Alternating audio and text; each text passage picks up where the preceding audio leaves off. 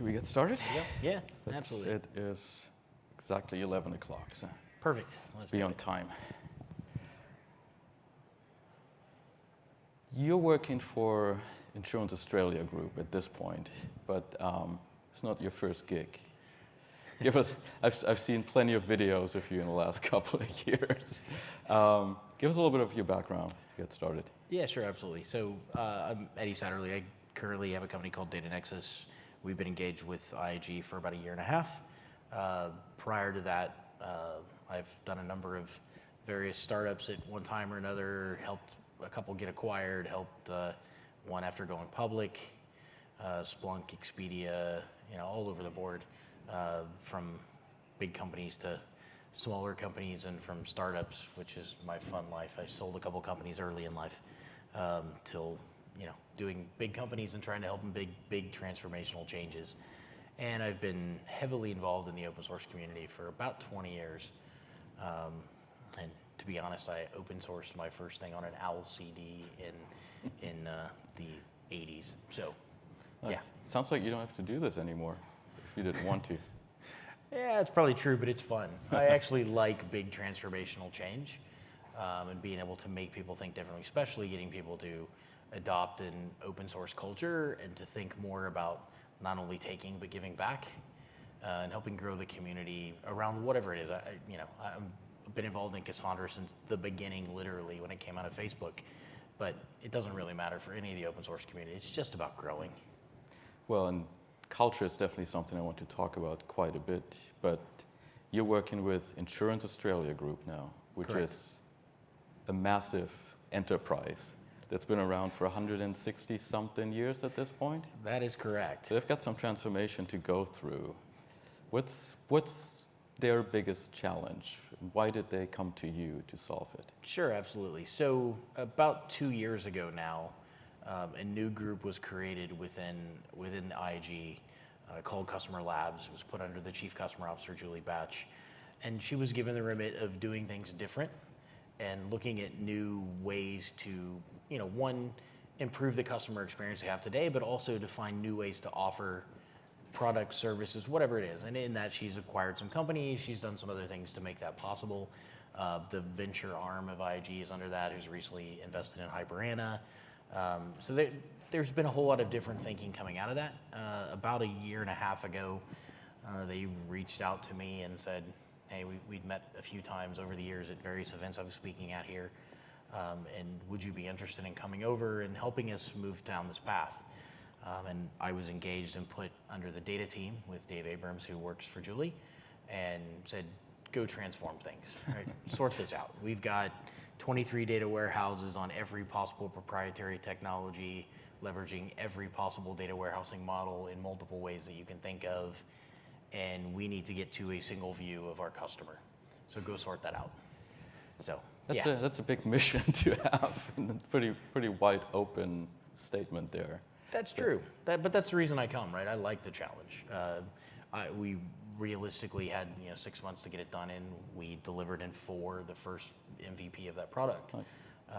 And then spent the next 4 or 5 months getting a platform that could actually run it in an interesting way to get away from proprietary, which is where the OpenStack part comes in. Sure. All of our platform, the Data Nexus platform that makes up the core, all of that is automated with Ansible. All of it's made to be cloud native from the beginning. It's made to do zero touch provisioning. It's made to do rapid innovation. You just rebuild it if it doesn't work. The whole methodology, by the way, was completely foreign to the conversation when we started. What was the methodology before you came in? Was it very old school waterfallish? Well, to deliver a new data product took about a year. They had previously designed a new sales reporting application that was about a year-long process to deliver some sales reporting. Now, if you want a new data product, it may take us a few weeks. But we can certainly stand up and prototype something in a few hours and then tweak from there. We are replacing a lot of those old legacy assets now, and we have a 6-week project to decommission 10 years worth of work. Wow. And it's all been rebuilt in that 6 weeks in the new platform. So it's an interesting paradigm shift. For sure. Let's take one step back though. What did that old system look like? So the old warehouses are DB2 on AIX. There's some Oracle on AIX. There's Oracle on large box Intel chipset. There was an Informix warehouse when I inherited it. There is any number, like literally any number of technologies. 2 Data Vault environments, 3 Kimball environments, a couple of Star Schema environments, some flat environments. Yeah, just about everything you can imagine being wrong. How did that happen? I mean, you've come in now to fix it, but you know how that actually came about? Yeah, absolutely. So IAG is a group that has brought a lot of brands in over the years. So it's a lot of organic growth. With every company came 1 or more data warehouses with that brand. There are 12 core brands, therefore it works out to about 18 of the warehouses being specific to those brands. And then there were warehouses created on top of warehouses for conglomerations of brands when they were put into business units. So it may be that 1 or 2 brands became a new division, and they now needed a divisional warehouse that sat on top of their brand warehouses. So it's a natural organic growth thing with not cleaning up your mess as you acquire companies. Right. So now you're in there to clean up the mess. And when you came in, did you come in with the idea of using OpenStack right away? No, so to be fair, when we first came in, there was we need to look at our platforms and see what it was, and we spent a few months doing that, and I brought another one of my colleagues over from my company in the US, and he's a kind of expert in the inner sourcing and the culture part of things. Needed a lot of office hours and communications and training courses, and how we really should be doing things differently. Code control does not mean emailing your code to 2 other people so they have it. We have GitHub implemented now. Is that what it used to be? Yeah. Actually, the majority of the data team, the way they did code control was they'd email it around to each other. Jeez. And someone would reply back to the email saying, "Oh yeah, I approve. I've peer reviewed this," and then someone would just copy it onto the server. That sounds scary as hell. Yeah, but to be fair, it's how most big companies work, right? I mean, as sad as it is, it's just how it is in the market, right? I've talked to tons of people. It's all the same. Right? Oh. You don't want that to be the case, but it truly is the case in a whole lot of the environments. Yeah. What made you go the OpenStack route then in the long run? Yeah, so we started, I guess, June, so about 3 months into me being over here, June of last year, we started looking at ways we could actually do a kind of CI/CD type environment, how we could build scalable applications that could handle the I/O of a lot of our data workloads. We're talking about 40 to 80 terabytes of data. When you talk about 30 years of insurance data to do modeling, that gets moved around. That takes a lot of disk I/O. Sure. That doesn't just work on anything. I can't just plug a PC in and it works. It's not feasible. So we looked at, we have a SAN environment. We have, commodity gear. We have the very proprietary gear, the AIX stuff and others. We have a VMware environment. We have a VMware vSAN environment. From an I/O and performance perspective with the cost, nothing stacked up to us bringing in the OpenStack environment. We've done OpenStack for a while now in other places. Right. And, to be fair, we vetted everything we had to work with. It wasn't going to fit our needs, so we brought in another alternative, rolled it in as an appliance, did some testing, proved that it met all of our needs, and then about November of last year really started in earnest moving down that path. In January of this year, we went live into the environment with the first iteration of what's now our expanded platform, right. 2.5 racks worth of kit. Talk a little bit more about that proof of concept, because I think you tried out Helion, right, at some point? Yes. You ended up on Red Hat in the long run, but maybe walk us through what that was like. Sure. There was an incumbent solution that had been tested previously around OpenStack, which was the HP Helion environment. It was not set up optimally to begin with, plus the Helion overhead is a little higher than we wanted to pay, especially when we were looking for high performance and leveraging open source components, which they're not particularly good at doing within the Helion stack. Sure. It's meant to be very proprietary. So as soon as we vetted the fact that, again, that was one of the incumbent technologies that was not a good fit, is when we started moving down the path. And Red Hat obviously has been a partner of IAG's for a long time, about 7 years-ish. Sure. And we turned to them and said, hey, we need an open source solution to this. We know your platform. We want you to partner with other partners within our environment, and it's all Dell and EMC. So it's all Scale.io software-defined storage in the back end and all Dell 730 XDs. We want you guys to work together and build us an optimal solution. Nice. Now, Red Hat gave you guys an award a couple of months ago, I think, Innovation Award. Yeah, we were honored this last month. Yeah, it's Nice. absolutely great. Would you give Red Hat an award as well?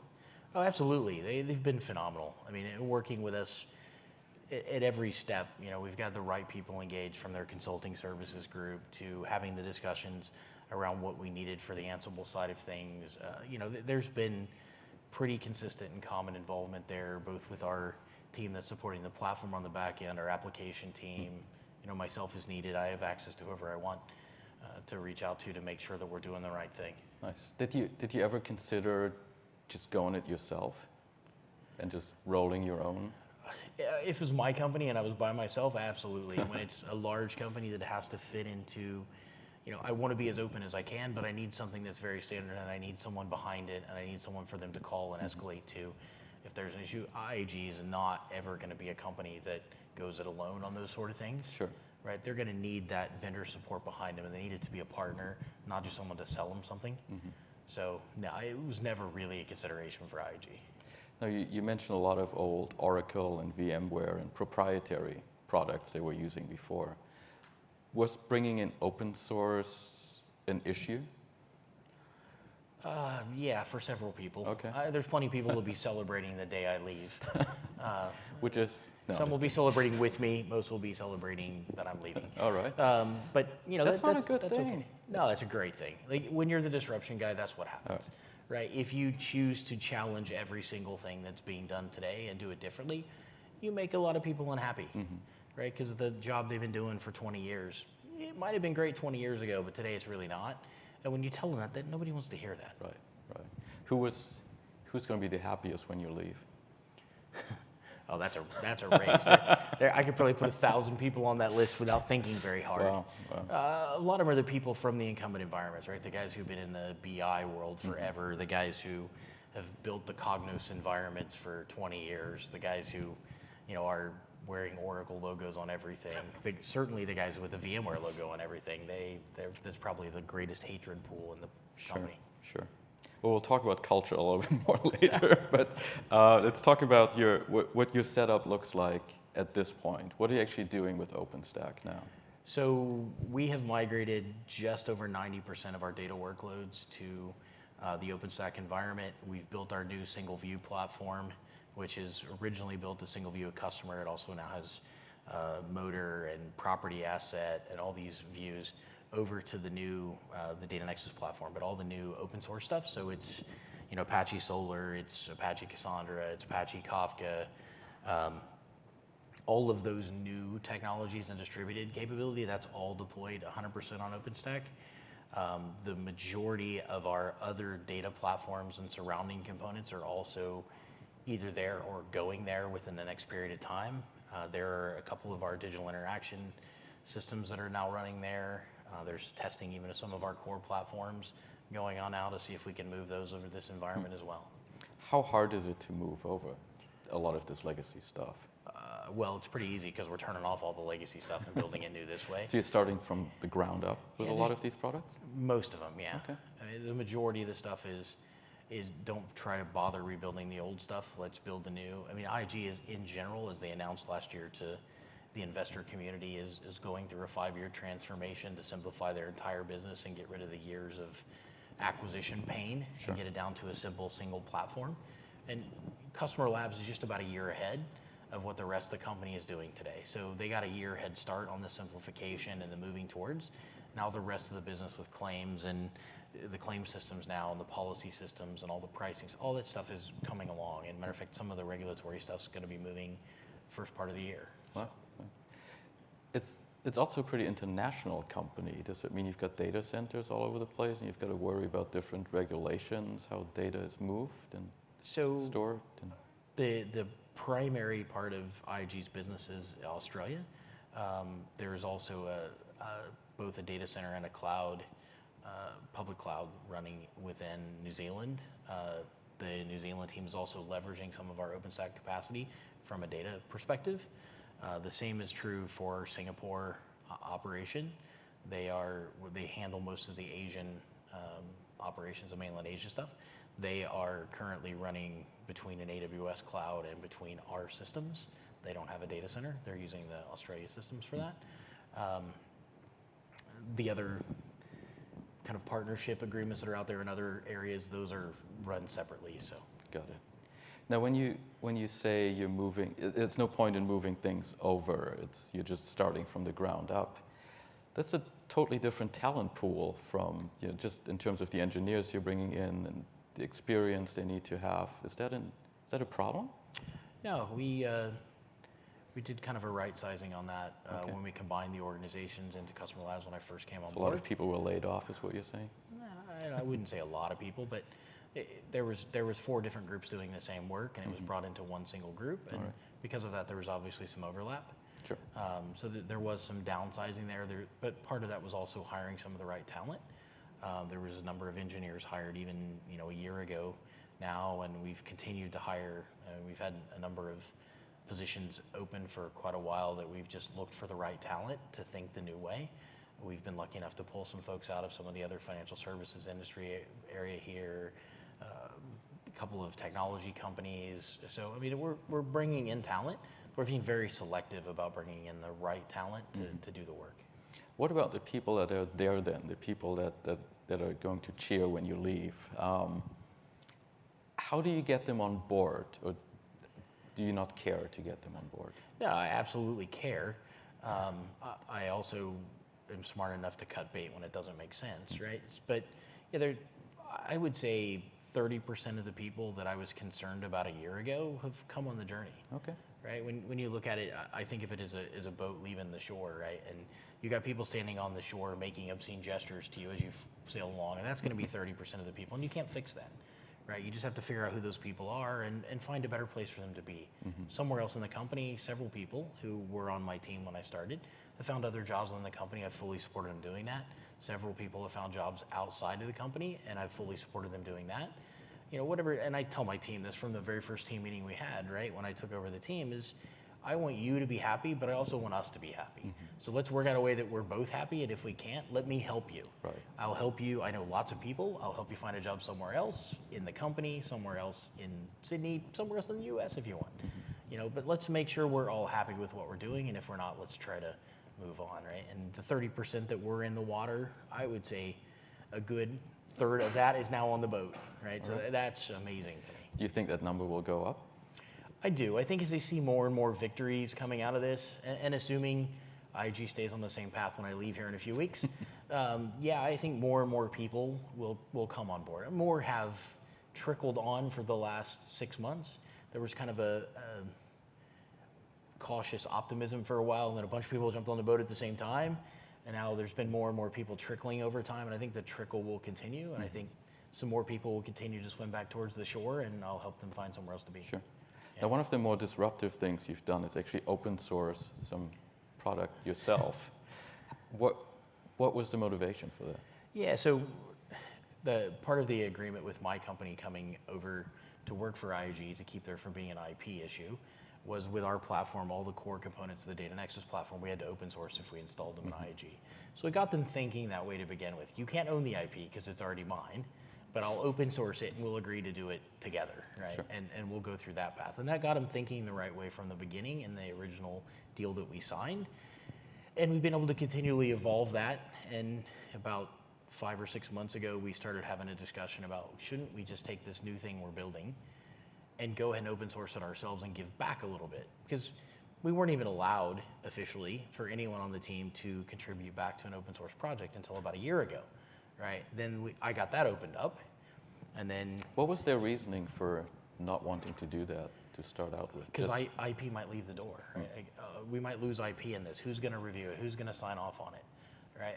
And then it became let's just review the licenses. So then we got the licenses reviewed. And they're very comfortable with a couple of licenses, APL being the obvious one. Sure. A couple they're really not comfortable with. You can guess what those are. I won't say it because it'll make people angry here. But Who was it? but I mean, so there was a couple that were off the table, right? But they said, well, okay, if they're in these licenses, we'll consider letting them. And then it was, well, okay, but do you want to review every project? And initially it was, yes, we want to review every project. This is going to kill you. Sure. But then it became, okay, well, as long as it's an Apache project that's part of the foundation, we're okay with that. Now it's just, okay, just don't tell us, it'll be fine. As long as it's under one of these licenses, we're not going to say anything. Don't contribute back anything. You have to sign a thing that says you won't disclose anything that's proprietary to the company or insurance IP or, whatever. Sure. But of course, anyone responsible in the community doesn't do that anyway, right? You don't betray your company for the sake of your reputation, and if you do, you don't last very long. It's a meritocracy for a reason. And then they really cheer when you leave. But this first product you open source, the data pipeline. Yeah. So what does it look like? Yeah. So one of the biggest problems that IAG has had is trying to get good developers in this community that's very competitive, and there's just not enough coming out of even university today. So a lot of the data tools are built around Scala and Java. I prefer to believe the other methodology from some of the really smart people in the industry who said, Python is a language of data, which they're right, by the way, but we'll have that argument separately if you want to. But the point of it was we need to build something in Python that makes it easy for, I can hire a Linux admin with Python skills down the road, right? And we can train him to be a data guy. It's not that hard, right? If you know Python, that's good enough. So we built a engine in Python that was built to move data from legacy transactional system databases into a stream so that we can combine it with new streaming data sets, whether it's a home protection product or whether it's a telematics device in your car or whether it's some other stream of data we'd be receiving. We need to merge that with data coming off of databases that's very transactional and very relational by nature. So the way to do that was to use the CDC engines of Oracles and SQLs, get it into a Kafka queue, and then let it be merged and processed within the Kafka queue. Now, the merge and process part, they did not choose to open source just yet. Okay. But the part that they have done is grabbing things from a CDC engine, putting them into Kafka, and writing them to a Postgres or Postgres derivative data at the end. Makes sense. We'll also, my company, once this is over with IAG, will be open sourcing the connectors eventually for Solar and Cassandra as well, that we'll build separately from the IAG initiative. But there's many things you can do there. Also, IAG is continuing to work on the IBM solution to get things out of DB2 and IMS and vSAM and all the other legacy ways that we store data into this pipeline as well. Sure. Not open sourcing this middle part, the merging part. What's the reason for that? Is because it's very proprietary and tells you how the original databases are set up, or there's a lot of very specific things in there about the data sets that we're working with to do the merge today. It's not a generalized engine, so rightly or wrongly, and we could debate that, but there is a lot of code in there that would be required to be released that would give away some of the specifics to what's being processed. Sure, makes sense. What's the future of a project like this if IAG is really at the beginning of its open source journey, or hopefully the beginning?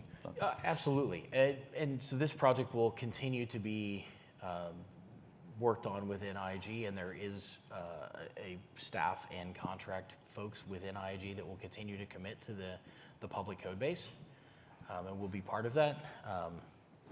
We're also going to do some work with, as Data Nexus, we're also going to do some work with getting some support around this and some more movement into the community. There's a couple of other Australian companies who've already reached out who would also like to be part of this. I have a company in the US, a significant one, who's also interested in being a part of this. So it's going to grow, and as it grows, IAG will, one, reap the rewards of being the first one to bother to open something like this. Sure. And there's a lot of projects that do this kind of data movement that are open source, but a lot of them are in Scala or Java or Ruby or some language that's harder to hire people in. Right. Yeah. That hiring part, is that a problem here in Australia, or is it worldwide? Well, it's a global Scala, problem. Java is pretty widely used. Right? It is, and in the U.S., obviously I'm from there, but in the U.S. the Java pool is a lot bigger. The Scala pool is still pretty small, but is growing. But it's still hard to be competitive, right? Like if Google wants to hire somebody, good luck, because they're going to buy them. Sure. Right? You're not going to win that argument, I guarantee you, right? So, and obviously they don't compete for all the talent, but with the bigger companies that are development focused will pay more than an insurance or a manufacturing or a financial company will pay for a developer. Sure. For the open source project it's great to open source it, but you want to create probably a community around it in the long run. Are there any plans around that? Or? Yeah, so there's discussions going on actively from an IAG perspective of how they can grow that community. As I mentioned, there's a couple of Australian companies in the FIS sector that have already reached out and want to be part of it, and IAG is going to foster that conversation. They're non-competitive companies that they work with and other things already anyway, so that's going to happen. They obviously need an external to IAG partner to do that as well, which we're going to pick up at least some of that work on the data nexus side. Would like to involve others as well, and as we get more companies involved, I think it'll grow pretty organically on its own. Totally. Now, a project like this and moving over to OpenStack, there's lots of benefits. Can you actually quantify those benefits? Oh yeah, just from an infrastructure perspective alone, I mean, I was not allowed to use an exact number, but millions were saved in moving. High millions, low millions? Yes. Double digits? Definitely one of those. All right. That's what happens when you work for a big corporate company. It is. I've been smacked enough that I've learned not to say anything more than I'm allowed to. More than 1.5? Yes. I think that was in the Red Hat press release, yeah. 1.5 million. That's just specific to that platform. Yeah, there's more beyond that, but yes. All right. It's something above that, because it was in a press release, Sure. so I can get away with that, even though I got smacked for that too. But yeah, no, there's... 4 weeks and 1 day. Indeed. I'll be out of IAG 4 weeks and a day from now. But yeah, there's a significant amount of savings, both from the technology side, but also in the way we do things and being able to deliver faster. I mean, literally, our business customers can see delivery in days that took months or years previously. And that's just, as the company is changing so drastically, they've reorganized the business divisions even within Australia into 1 instead of 4. And as all this work has continued to happen, they need access to data faster to make these decisions than they ever did before. Right. So, I mean, we're enabling that with the platform. Sure. Can I get a quick time check from somebody? Okay, because it's been saying 29 for the last 10 minutes here, so it's kind of a tough one.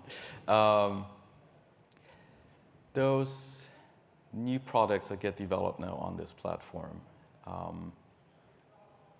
what do those now look like? What are you actually building on top of that? Can you talk a little bit more about that? Yeah, so some of it's just your traditional reporting, right? We have moved and standardized the reporting platform around a new product set. I'll just say it. Tableau is kind of the standard now. Sure.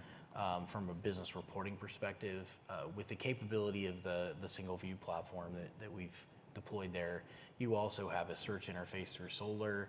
So there's ability to search across documents. There's an availability of the NLP capability. We haven't turned it on yet, but it's available. We've proven that it works from a POC in our dev environment. We haven't put it in production yet.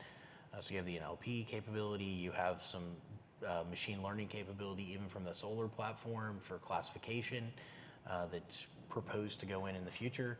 What we can do with storing the records within the Cassandra, the NoSQL world is, we have customers that have 1,000 connection points to us, and the next customer may have 2 because they've quoted once. Right. The next customer may have 5,000. The next one might have 25. And when you go to store a wide row set of records against a customer, a database doesn't do that very well, right? A relational database anyway. So, and if you do, it's very inefficient from a storage perspective, and it's a horrible performance from a query perspective because sparsely populated doesn't work well. So, being able to use the NoSQL, we can do a lot of more advanced queries and a lot more discovery work. And then, as I said, with being able to merge streams with transactional data with the new platform, all of that's based on Kafka, and that gives you a capability to do new things that literally weren't even imagined 6 months ago from an IAG perspective. And we're starting to bring the analytics organization along on this journey as well, right? Because they have new capabilities they literally couldn't do before, right? They have new ways of interacting with data sets that were impossible. And with the kind of masking and filtering capability that's in the platform as well, you can make sure that the right data goes to the right person, that there's no privacy issue. We're not putting our customers at risk. We're not putting our people at risk by having data they really don't want to have. right? And being able to classify all that and mask appropriately or drop and filter appropriately means a lot more people get access to a lot more data they can do interesting things with. Sure. Is IAG going to move all of its legacy platforms over to OpenStack? Well, if they're smart, but I have nothing to say about that. That will be far out of my hands. But to be fair, they'll never be able to move everything because Sure. there's plenty of legacy reasons it has to be on specific platforms. But they could easily be 75% in that environment in 3 years, and that would be part of their simplification program. Would be super smart. Looking ahead then for the open source project, this was the first one. Do you think there will be another one after this? There are two more currently in review to be open sourced. One of them has been in review for a short while, so I would assume would be open sourced imminently. The third one is either just starting review or will be starting review shortly. That one probably will, my guess is based on past experience, is probably 2 or 3 months. Given that mine took 6, the next one's probably going to take 3, which means the next one coming is probably going to be 2, because it, hopefully gets a little better. Right. But yeah, the second one should be imminent. I would guess still this calendar year, if not early next calendar year. The third one will probably take a bit longer. Sure. But yeah, I expect 2 more to be out in the near future. All right. I want to open it up for questions too. So maybe last question from me is you've gone through this project and you've made this move. Was anything on the OpenStack platform that you would like to see changed to make a project like this easier? Yeah. You've got time. Yeah. So some of the biggest things, luckily have been announced or will be announced imminently with the Queen release and with some of the stuff going on with Red Hat's release. Deployment's really hard. Getting rid of the legacy director, moving stuff to Ansible, which is much easier to use, which they've said they're going to do this week. So yay. That was a long time coming. My old team from a previous role, we built our own version of an Ansible deployer for it. And, that was great, but it only works with one version. Well, that's right. We've got now the open integration. Yeah. Going on, right? So. All the things that are coming and things that have been released in the last couple of days are moving a long way towards what needed to be done. I think it's even more important to kind of pull the community together on some of these things. I think there's way too many projects now in the OpenStack world. Too many people are trying to do too many things slightly different ways. It would be great if we tried to limit the focus and say, listen, we don't need 9 data projects. We don't need 5 networking projects. Could we maybe pick 1? Right. Yes, there's Neutron, but we need to kind of wrangle that in a little bit and stop letting it get so far out, because I don't agree with your way of doing it. I'll do it a little differently, and one with the same thing slightly different is a bit much. Right. That's why you don't talk about the big tent anymore, right? Yeah, exactly. Awesome. Well, let's open it up for questions. We've got a few minutes. Got a packed house. So how did you, at the very beginning, bring in OpenStack, kind of trying to convince people this is the way forward? How did you start showing the capabilities and the possibilities, essentially, of the platform to try and convince some of these people that weren't really on board?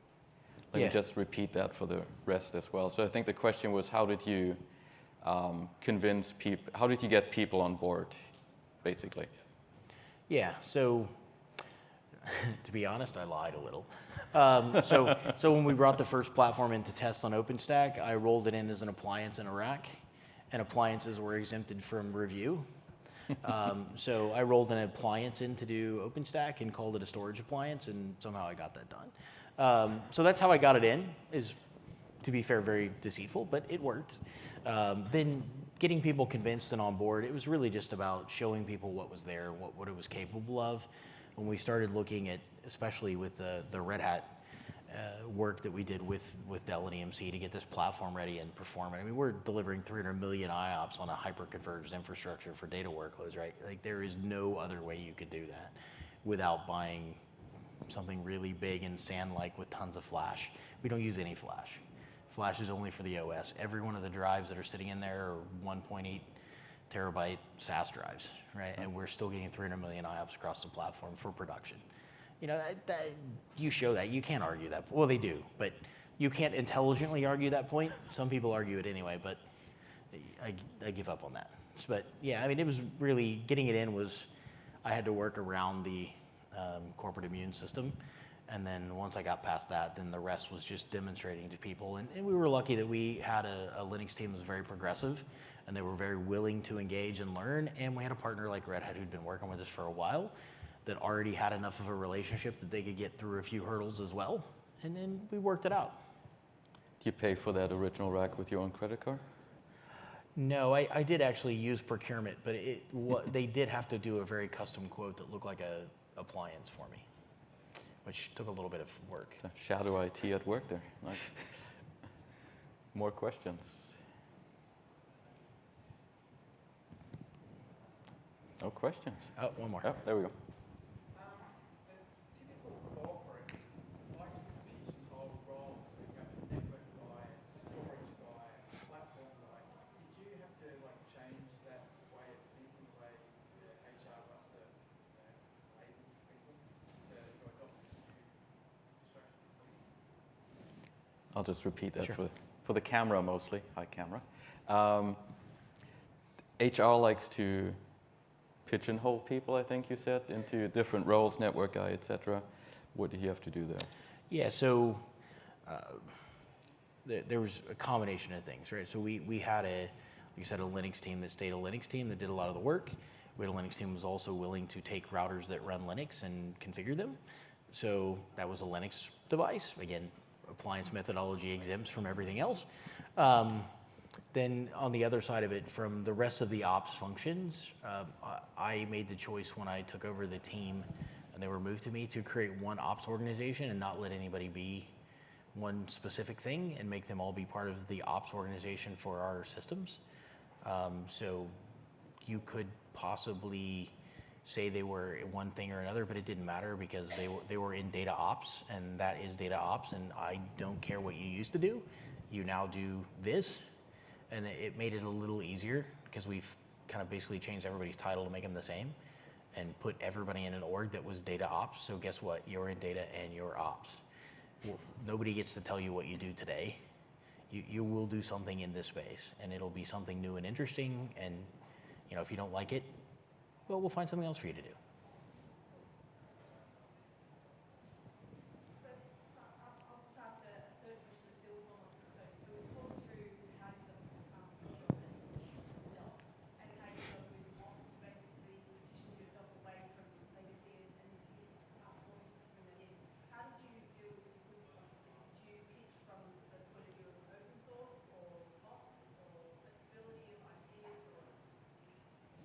How did you deal with the?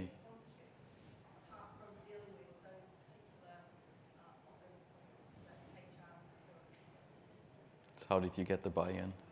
Yeah, so the good news was because we were created, the Customer Labs organization was created to be innovative and do new things. Julie, as an executive, had already pitched a vision of we're going to do it differently. We're going to leverage new culture change. We're going to leverage open source technologies. We're going to do things a lot different than you used to do. So she'd already kind of laid the groundwork as the executive over our group, and she reports directly to our group CEO, and said, hey, you asked me to do something different. Something different means I'm really doing something different. So you got to be comfortable with that. And then, yeah. So from our organization sponsorship, it was very strong. And then from conversations with various business units, it was less pleasant, but the point was, what we're delivering you now is crap and it takes a really long time. So if we could deliver you something that's not crap and it's a little better, would that be good for you? The answer no to that is interesting. Some people did say no, by the way. But it's one of those where you just make the argument impossible for someone to say no, and the fact that you had the wind at your back anyway to push you towards doing this. Julie's a great proponent, and her vision is amazing. Truly, I don't say this about a lot of people. I'm not particularly complimentary. You watch my old videos.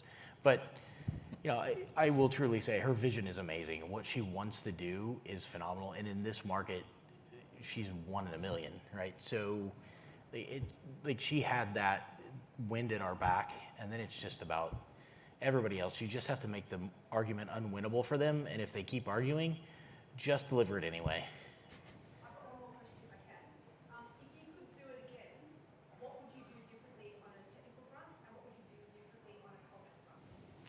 what would you do differently, technically and culturally?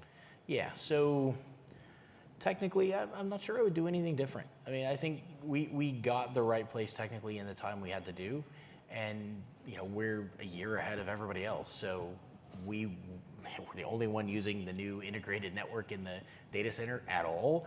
We're the only ones leveraging a high-performance platform. We're the only ones using software-defined storage, really, other than vSAN, which doesn't count because it's crap. We're the only ones that are doing, software-defined networking and policy control. Like all this stuff we are way ahead of everybody else. So technically, I think we did the right thing and we brought the right team along. And I was lucky enough to find the pockets of people who wanted to do that. Culturally, I would have taken the option to exit a lot more people early on. I think that would have been far better for our progress. Give people the option to put their hand up and leave. We did a right sizing based on counts and numbers, and we did talk to people and determine who was the right fit for the right role. But I think we should have probably just said, hey, listen, if you want a package, just please put your hand up and let me select you now rather than let you detract for the next year and a half. I think that's probably my biggest learning is it should have been more of an opt-in model. And I know it's probably not culturally okay to say that in Australia, but the answer is we should have just let people say, hey, if you want a package, just tell me you want a package. Let's don't beat around the bush here. Let's just let you tell me you'd like to go, and I'll just let you go now because you don't agree, and we'll all be happy that way. But we didn't do that, and I think that's the biggest mistake. All right, anybody else? One more. With those people that were going on the journey, how do you keep the momentum up and their interest in the project? Like, it's tough doing everything, right? Networking, storage, all that kind of stuff. What are the strategies to sort of keep that interest for people and training and stuff like that? How do you keep the momentum going for your people? Yeah, so the biggest thing there was the opportunity to do training. So we do culture feedbacks within the organization. We were doing them every month, which is horrible and painful, but they're now every couple months. But nonetheless, we've had real feedback all along from our teams and asked them to fill out a survey anonymously to tell us what they think. Some people chose to not be anonymous, but most kept the anonymous part and shared their feedback. And the most positive feedback I got was opportunity to do new things and opportunity to learn. So we spent more on learning in the last year's budget for customer labs than all of IAG had spent in the previous year total, right? We brought people along by giving them a chance to opt into education, whether it was using Red Hat's education or the Dell guys or whether it was anybody, right? It didn't matter.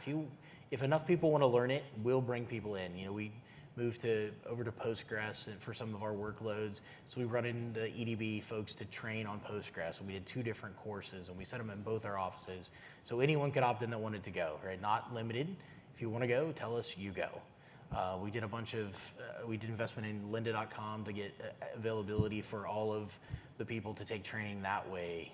We set up a bunch of guilds where we had people be mentors to others to help train them in new areas. There's a Python one, there's a data one, there's an analytics one. We set all this stuff up to let people come in and be the strength and the people who just want to learn, right? And sit through a class. We brought outside people in for those. And we had the latest one for cloud. We had the AWS guys come in and speak. We had GitHub guys come in and speak. We've had, to just move towards that path. All right, if you have more questions, I'm sure you'll be around. Absolutely. But we're out of time. Sure. Thank Come you. catch me. Thank you. It's a pleasure.